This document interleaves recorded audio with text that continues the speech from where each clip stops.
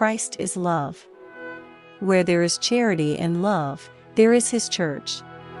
Christ descended into the New Jerusalem, the land of love blessed by the Father, to give to all his children his love, that love which is holy and his person. Christ descended into the New Jerusalem, the land of love blessed by the Father, to give to all his children his righteousness and his sanctity. Christ descended into the New Jerusalem, the land of love blessed by the Father, to invite all his children to renew and live in fullness his church, made of living and holy hearts, ready to welcome and listen to the will of the Father. Christ descended into the New Jerusalem, the land of love blessed by the Father, to invite all his children to be righteous, correct, and coherent. Christ descended into the New Jerusalem, the land of love blessed by the Father, to invite all his children to be holy, to manifest the holiness and the candor of his church.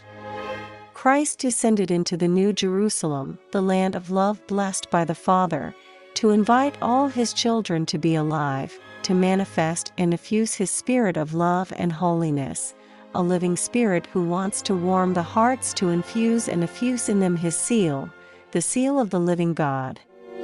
Christ descended into the New Jerusalem, the land of love blessed by the Father, to invite all his children to be obedient, to be always in line with the thought of God, who in the Mother Church manifests himself to restore order and sanctity. Christ descended into the New Jerusalem, the land of love blessed by the Father, to invite all his children to be pure and loyal, sincere and truthful, to manifest to the world the linearity and correctness of the Mother Church, a church that is alive, holy, light and fresh in God's love, fresh in his teachings that are alive and everlasting. Christ descended into the New Jerusalem, the land of love blessed by the Father, to invite all his children to place love, charity, at the center of their lives, so that every sacrifice would not be in vain, but that charity would be the foundation of every action and deed, that charity which sustains and conquers all, with love, in peace, in joy, with full sincerity, so that the truth of God may triumph in hearts and in the world, to change the laws of this world which grip hearts and distances them from the Spirit of God. As a result, the Mother Church, the Church of Christ, is called to manifest itself through the spirit of service that is lived among brothers and sisters,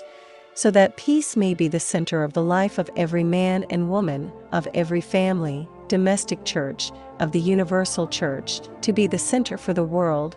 so that peace may be stable and true, alive and holy, and so that concord among peoples may lead every man and woman of good will to live in the new world that the Father has come to give. The children of the Mother Church love life, life given out of love, life given to instill security in hearts, life as a sign and tangible gift of the Father. By loving life, one will be able to live, love and proclaim the truth, which makes free and holy, the truth that binds hearts to the heart of the Father, who in Mother Church is alive, beats and infuses and effuses paternity, that paternity that the world has changed, thwarted and distanced, wanting to become orphaned of the only Father who gives life, preferring to embrace an illusory freedom that in reality enslaves even more and makes everyone helpless and submissive to the new humanism that has once again discarded the man God. The Church of Christ, timeless and eternal,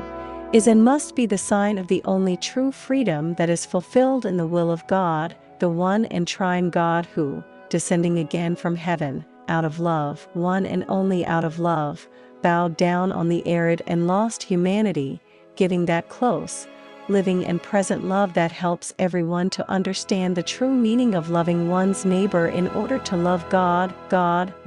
one and trine.